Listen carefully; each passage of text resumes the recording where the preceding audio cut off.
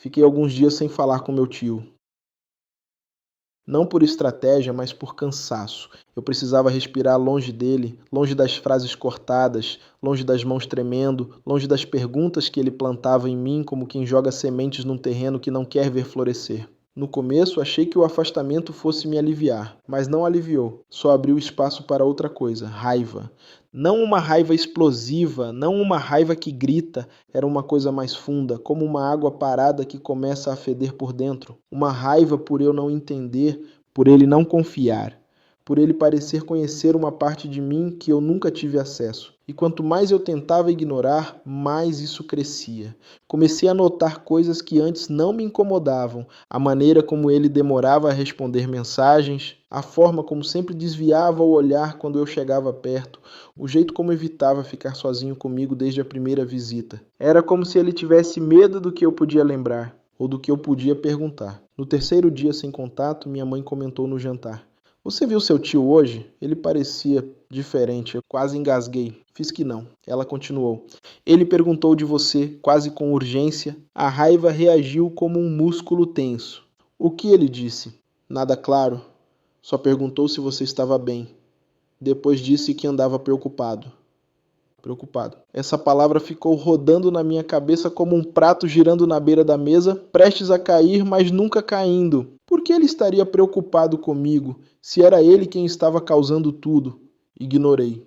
Ou tentei. Mas naquela noite, quando fui até a cozinha pegar água, vi algo que prendeu minha respiração por segundos longos demais.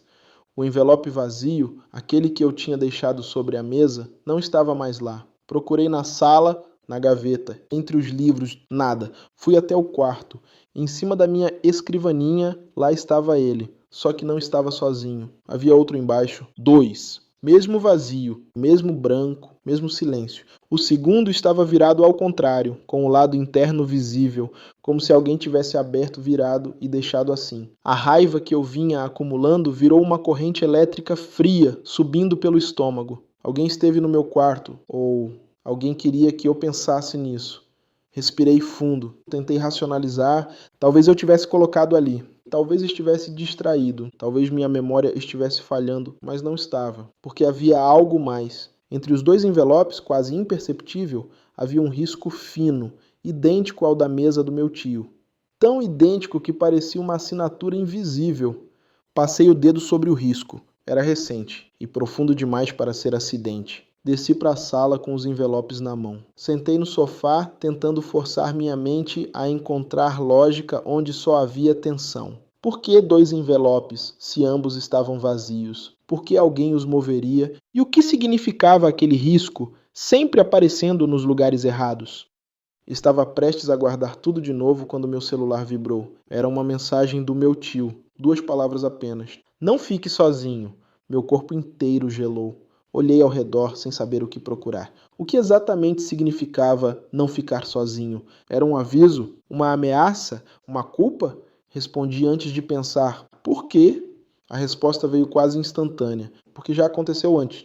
Antes. Antes quando? Com quem? Com mim? A raiva que antes queimava agora se misturava com medo. Não de algo que pudesse acontecer, mas de algo que talvez já tivesse acontecido comigo e eu não lembrasse. Escrevi. O que aconteceu? Ele demorou. Aquela demora do tipo que não é indecisão, mas cálculo, e depois respondeu. Não por mensagem. Eu ia insistir, mas antes que pudesse digitar, uma foto entrou no chat. Quase deixei o celular cair. Era uma foto da minha porta da frente, tirada do lado de fora, 2 metros da entrada, de madrugada pelo que parecia, e, no chão, encostado na porta, um envelope, idêntico aos meus, intacto. A legenda abaixo da foto dizia: "Se você não abriu, não abra. Se você abriu, me avise." Mas eu não tinha aberto nada naquela noite. Nenhum envelope novo tinha aparecido enquanto eu estava acordado. Levantei devagar, andei até a porta como quem atravessa gelo fino. E ali estava ele, um envelope perfeito, sem dobra, sem mancha, deitado no chão como um animal dormindo. A raiva inicial voltou com força, agora misturada com algo mais denso, ressentimento. Por que meu tio estava decidindo o que eu devia saber? Por que ele me tratava como alguém que precisava ser protegido de si mesmo? Por que tudo parecia girar em torno de uma memória minha, uma memória que só ele parecia carregar? Peguei o envelope e entrei de volta. Sentei à mesa, olhei para ele, estava frio, como o terceiro envelope da outra noite. Respirei fundo e escrevi para o meu tio: "O que você está escondendo de mim?" Não teve resposta. Segundos, minutos, uns 20. Eu estava caminhando pela sala, de um lado para o outro, tentando respirar direito, quando o celular vibrou de novo. Uma única mensagem, uma frase que mudou tudo, uma frase que fez minha raiva silenciar como se tivesse levado um golpe. Não é o que eu escondo, é o que você pediu para eu tirar. Senti meu corpo inteiro congelar, como se minhas células tivessem escutado antes de mim. O que eu pedi para ele tirar? O que exatamente ele apagou por mim?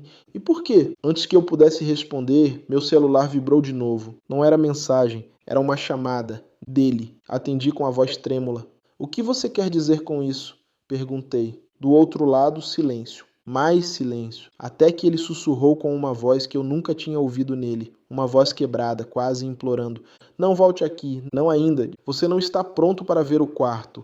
Meu coração acelerou tão forte que doeu. "Que quarto?" perguntei, mesmo sabendo exatamente qual. Ele respirou fundo e então disse: "Aquele onde você estava quando tudo começou." A ligação caiu e pela primeira vez desde o início disso tudo, eu não senti só medo. Senti que de alguma forma minha raiva estava mirando na pessoa errada. Porque talvez o que meu tio teme não seja o meu julgamento. Talvez seja eu mesmo no momento em que lembrar. E talvez, no fundo, eu também esteja evitando esse quarto, há anos, sem saber por quê. Mas agora eu sei que vou ter que entrar nele, mais cedo ou mais tarde. E o que quer que esteja me seguindo nos envelopes, sabe disso melhor do que eu.